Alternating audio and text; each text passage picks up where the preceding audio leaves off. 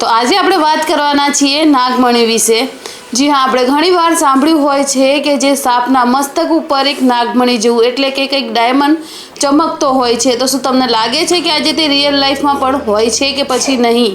ઘણા બધાના મનમાં આ સવાલ આવતા હોય છે કે શું ખરેખર આ નાગમણી જેવી વસ્તુ હોય છે કે પછી નથી હોતી।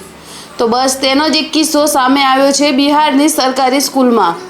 તો સરકારી સ્કૂલમાં ભરતી વિદ્યાર્થીને એક પથ્થર મળી આવે છે જે કોઈ નોર્મલ પથ્થર ન હતો, કેમ કે તે પથ્થર ખૂબ જ રોશની ફેંકી રહ્યો હતો, એટલે કે ખૂબ જ ચમકીલો પથ્થર હતો અને તે વિદ્યાર્થીને કાંઈ જ ખબર નથી પડતી।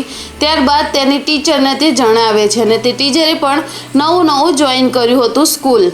ત્યારબાદ તે ટીચર તે પથ્થરને કોઈને પણ જાણ નથી કરતી અને પોતાની જોડે જ રાખી લે છે।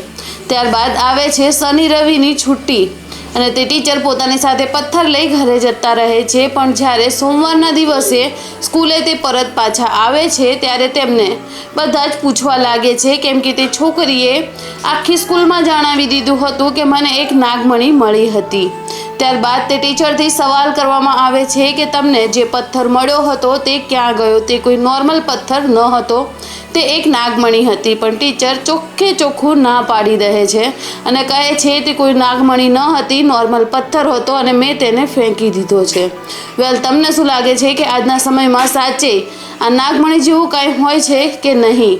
કેમ કે ઘણીવાર ટીચરોનું કહેવું છે કે અહીંયા અમને લાઈવ એટલે કે સાક્ષાત અહીંયા અમને સાપના પણ દર્શન જોવા મળ્યા છે। તો આ ટોપિક પર તમારું શું કહેવું છે? કમેન્ટ બોક્સમાં જરૂરથી બતાવજો।